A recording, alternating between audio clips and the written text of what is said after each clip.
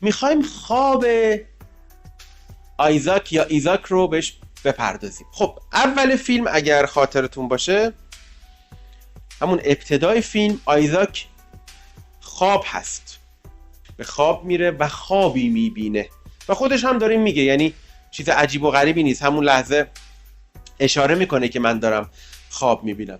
اما این خواب یک ویژگی مهم داره. ویژگی مهم این خواب اینه که درش المان زمان بسیار نقش پررنگی داره. یعنی زمان مهمترین کاراکتر رویای آیزاک هست و به اصطلاح آیزاک در بین چرخدنده های زمان گیر میکنه. چجوری این اتفاق براش میفته؟ خب من برای اینکه این موضوع براتون بهتر جا بیفته در حد 1 دقیقه میخوام یه توضیح مختصری عرض کنم خدمتتون. ببینید وقتی ما به ساعت نگاه میکنیم متوجه گذر زمان میشیم. یعنی زمانی که ما حواسمون به ساعت نیست، حواسمون به زمان هم نیست. هر آن که ما به ساعت نگاه میکنیم در واقع داریم گذر زمان رو میبینیم. خب زمان در فلسفه به معنی واچ و عقربه های ساعت نیست. اون تایمه، اون ساعته. زمان با ساعت متفاوته. ساعت میشه عقربه ها، زمان قراردادی من و شما. از این پس هر 60 ثانیه 1 دقیقه، هر 60 دقیقه 1 ساعت، هر 30 روز 1 ماه. با هم توافق کنیم. این میشه توافق بین من و شما. اما زمان به خودی خود عقربه‌مند نیست. زمان بدون عقرب است.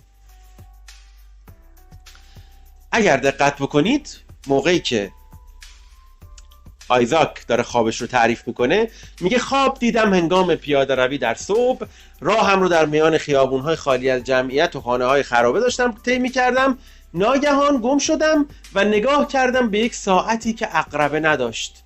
خب وقتی ساعت بدون عقربه رو به ما نشون میده برگمان، یعنی داره راجع به واچ صحبت نمیکنه، داره راجع به تایم صحبت میکنه. اما چرا این ساعت عقربه نداره؟ چون آیزاک از زمان میترسه و در خواب عقربه ها رو حذف میکنه. المان عقربه در خواب حذف میشه. چرا از زمان میترسه آیزاک؟ چون مرگ داره فرا میرسه و مرگ یعنی زمان. مرگ چیه؟ آیا شما میتونید مرگ رو از زمان منها کنید؟ خیر. چون چیزی که باعث فساد میشه، فساد نه اون فساد اخلاقی، یعنی فاسد شدن بدن، فاسد شدن جسم، زمانه. شما زمان رو بگیرید از این جهان، هممون تا ابدالآباد زنده خواهیم بود. همین الان که من دارم با شما صحبت میکنم هر ثانیهش داره عمر من کم میشه. چرا؟ چون زمان در واقع مشمول بدن من و فیزیک من میشه. از این جهت آیزاک از زمان میترسه، وحشت داره. چرا وحشت داره؟ چون زمان تیک تاک داره به سمت مرگ آیزاک رو نزدیک میکنه. اما جلوتر هم که ما میبینیم برگمان دوباره ارجاع به این ساعت بدون عقربه میده. انگار که، دقت بفرمایید خیلی نکته جالبیه، انگار که برگمان میگه آقای آیزاک شما فقط در رویا نیست که باید از زمان بترسی و با واقعیت مواجه بشی، بلکه در واقعیت هم باید حواست جمع باشه که تو دنبال حذف این عقربه ها هستی و واقعا از مرگ میترسی. یعنی انگار برگمان به آیزاک در رویا و در واقعیت که میخواد نشون بده پیوندی است بین واقعیت و رویا. یعنی اینجوری نیست که رویا در خلأ باشه، رویا برآمده از یک واقعیتی است که واقعا داره رخ میده.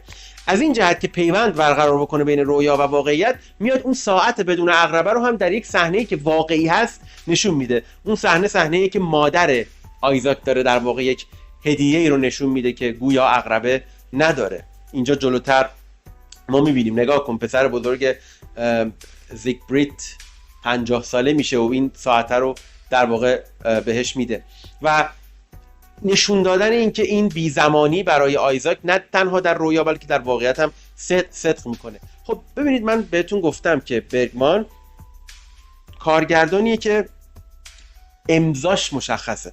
شما در مهر هفتم هم مرگ رو میبینی. بذارید خیالتون راحت کنم، برگمان واقعا از مرگ میترسه. یعنی این دغدغه مندی برگمان تو فیلماش این شکلی نشون داده میشه.